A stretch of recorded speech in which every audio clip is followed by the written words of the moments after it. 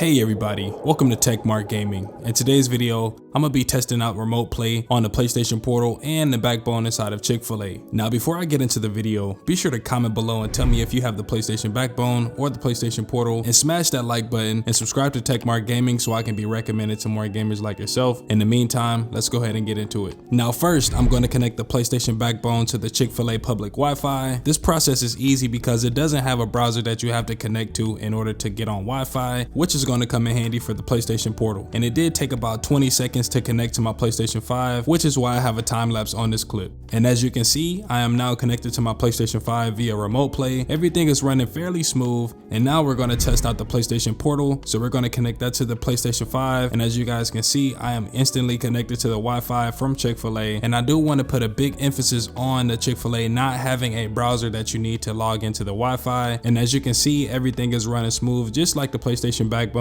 so no complaints here. Now the first game that we're going to test out on the PlayStation backbone is Fortnite. This is one of my favorite games to play on remote play. The graphics are on point, and the gameplay of no build Fortnite is honestly one of my favorite game modes to play. Now when I got in the pre-lobby, I did notice that there was a weird stutter that actually froze the game before I even got into the match. This lasted for about 30 seconds. So as you guys can see, I'm at the end of the map, so I gotta drop in and see what I can do. Now the reason why I don't want to play the volume for you guys is because it was so loud inside of Chick-fil-A, and I don't want to ruin your eardrums or speakers. But honestly, the gameplay was pretty fire. I can hear my opponent's footsteps and gunshots. Now as you can see, during combat, I'm able to get a few hit markers. A lot of people like to jump around in this game, so you kind of have to play the game right along with them. So as you can see, I'm still getting my hit markers on there. I will say that the analog stick position does throw you off just a little bit since it's not up to par with the DualSense controller, which is fine because look at the form factor. This thing is super portable. Now I will say, after 3 minutes of playing Fortnite, I did have this micro stutter that turned into a big stutter, which actually disconnected me from the game itself, which is most likely from the Wi-Fi being public with hundreds of devices being connected. Now if you find yourself in this situation on the public Wi-Fi, you can go into your control center and turn off cellular data. This is going to force your phone to stay connected to the Wi-Fi. Now as you can see, I'm back into the game and I'm in combat. I barely see any stutters,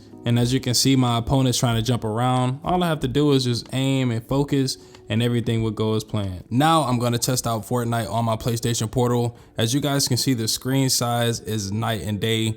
Having an 8-inch display, you really can't go wrong with this thing. It's vibrant, the colors are bright, and I can see my opponents wherever I go. The stereo speakers are loud, especially when I'm in Chick-fil-A. There's so much going on, so honestly, I really can't complain. And as you can see, I'm barely getting any stutters or lags when I'm playing on the PlayStation Portal compared to the PlayStation backbone. I never experienced any internet dropouts, and as you can see, the gameplay is pretty solid. I am enjoying the thumbsticks being exactly how the DualSense controller is laid out. And when I'm going into combat, I notice that the vibrations and haptics is on point, and I can easily get to my opponent and get a score on the board. All I gotta do is just concentrate and focus, and voila, everything is gonna work out. Now, if you're enjoying this video, be sure to like, comment, and subscribe to TechMart Gaming, and let me know if you have the PlayStation Portal and what's your favorite game.